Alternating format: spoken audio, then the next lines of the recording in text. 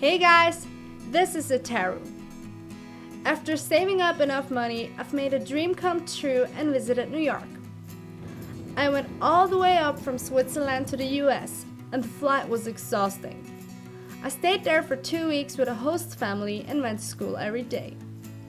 It wasn't long until I realized that things are different in the land of the free, and in my case, in New York. In order to make this presentation a bit more interesting, I've turned it into an animated film. So, shall we begin? Here are 5 things I have learned in New York. Number 1. Get a map when visiting Central Park. It's not big, it is huge. I spent 3 hours walking and all I could explore was about a sixth of the whole park. In the end, I even struggled to find an exit. But I came out alive, so all is fine now. Number 2. I know that Americans like to eat, but this was amazingly strange. So I went to the spaghetti place where you can choose from about 20 different toppings. And then it happened. While I was ordering mozzarella and onions, the lady next to me ordered broccoli, salami, and here it goes, shrimps for her spaghetti. Now, that is totally fine with me and I'm not judging or anything, but I must say I was shocked. Number 3. This is something I had never experienced in my country. So I walked into a normal store like H&M, and one of the employees there just came up to me smiling and saying, "Hey, how are you?" And the first time I was like, "I'm fine, thanks, how about you?" 'Cause that's what you're supposed to say, right?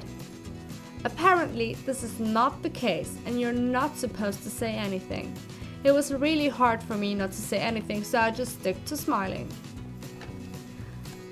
Number 4. Times Square. The first time I was there was a breathtaking, once-in-your-lifetime moment. I was at the legendary Times Square. This fascination stayed with me for about 3 days. Like my teacher had told us, Times Square only became a place of coordination as there is a huge metro station beneath.